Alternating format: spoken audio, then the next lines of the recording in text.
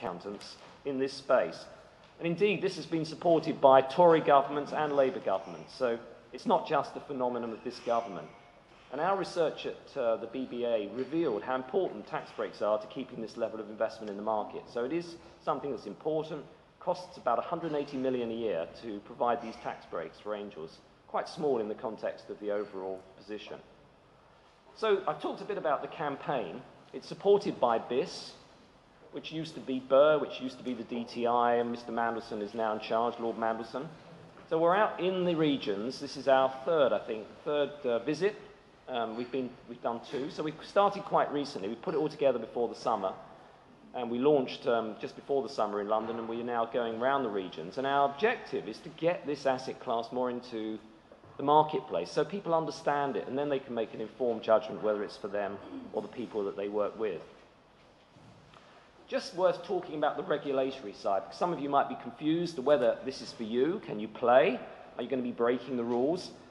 Well, again, we have a situation in this country where we can self-certify on making these investments. Again, that doesn't happen across the world. There's a lot of regulation around investing, and there's over-regulation. We have a light touch here. So quickly, the tests are, anyone in this room can make an angel investment, but you have to be either high net worth or sophisticated. So first of all, what's high net worth mean? Well, your annual income has to be £100,000 or more, or you have to have 250k of free assets. That excludes your principal private residence and life policies, pensions and so on. So that's the first test. Now, that may or may not work for everyone in this room. Or, not both, or you have to be sophisticated. So if you've joined Halo 6 months ago, you may never have been to a Halo meeting. You're now sophisticated. You can go and make angel investments. So there's a good advert for you, Alan. Or you've just made one investment in an unlisted company, or these are not all together. They're any one of these. You've got professional experience in equity or provision of financial advice, or you've been a director of a company, a small company that's got turnover at least 2 million. You're then sophisticated. You can play. If you're an entrepreneur, and you're an entrepreneur in the room, you don't know whether you are allowed to give your business plan to anyone else in the room, you have to make a judgment. Is that person you're giving the business plan to, is it reasonable to assume that he or she is either high net worth or sophisticated? It's a reasonableness test. If you as an entrepreneur can make that judgment, you can give your business plan to that person and you can get off to work together. And if that investment is made, the investor has to sign a piece of paper we can download from the HMRC website saying that he or she is either sophisticated or high net worth. So it's a self-assessment test. Isn't that nice and easy for everybody to play? So a few things before I finish, just for any of you investors in the room. These are my own checklist of things that I wrote down many years ago. How much can I afford to lose? I'm not saying that you're going to lose all your angel deals, but your investment is illiquid. You're not going to be able to realize it. And we found from our research that most angel investments take 5 to 7 years to mature. So your money's tied up for a long time.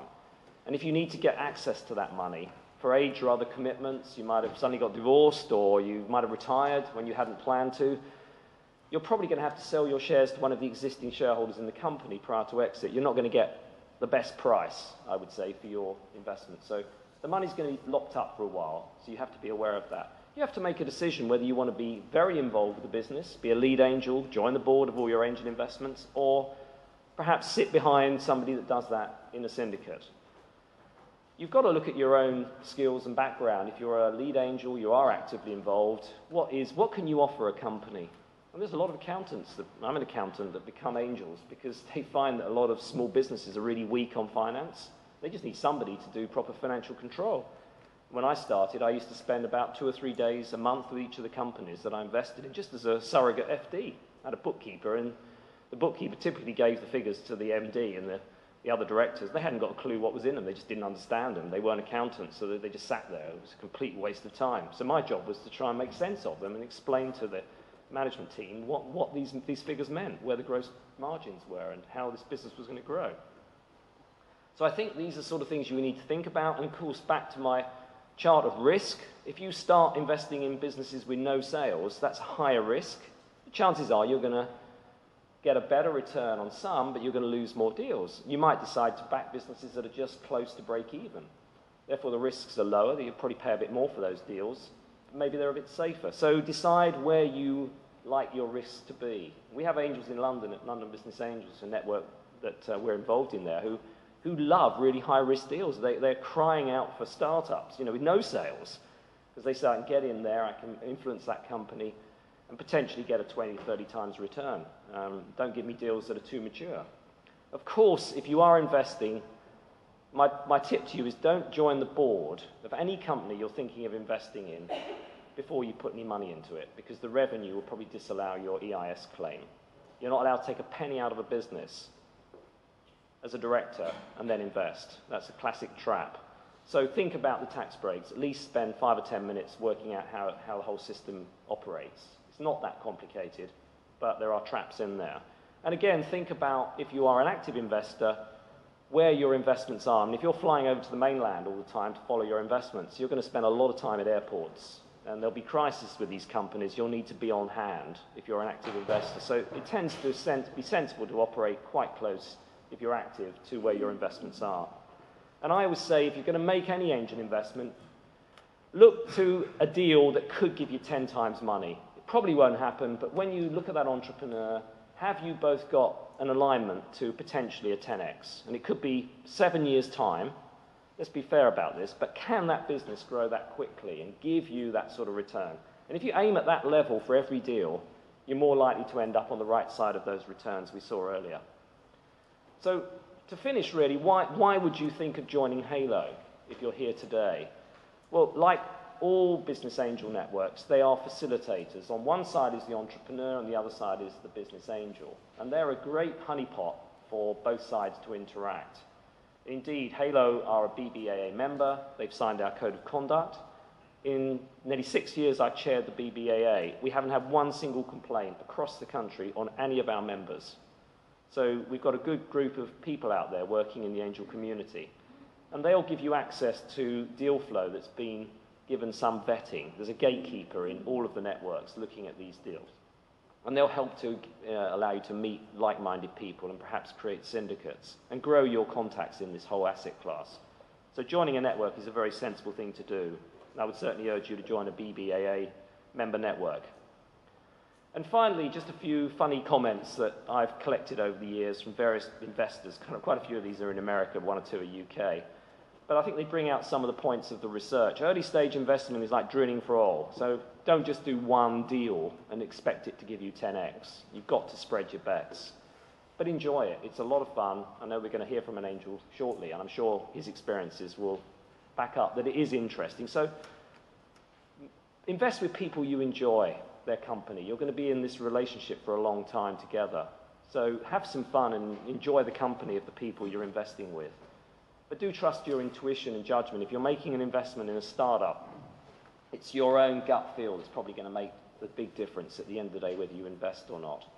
I suggest if you're a virgin angel, that you best start working with angels that know what they're doing in their syndicates. And that will give you some validation of some of the things that I've spoken of today. So watch them, see how they do it, look at the documentation. Eventually, you'll be able to perhaps be a syndicate leader yourself quite soon afterwards.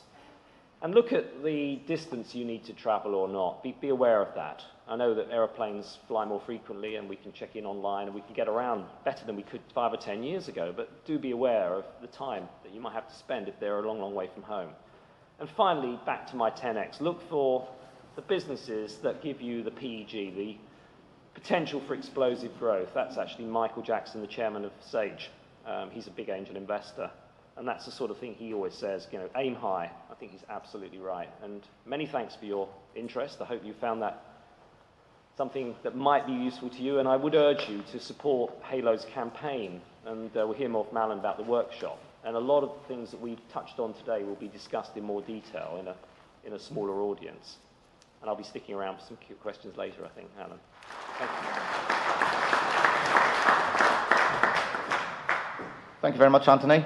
So if I've got 3 figures burned in my brain after what you've just said, so 22% annual rate of return, approximately about 48% of your money at risk under the EIS scheme, and 0 in capital gains.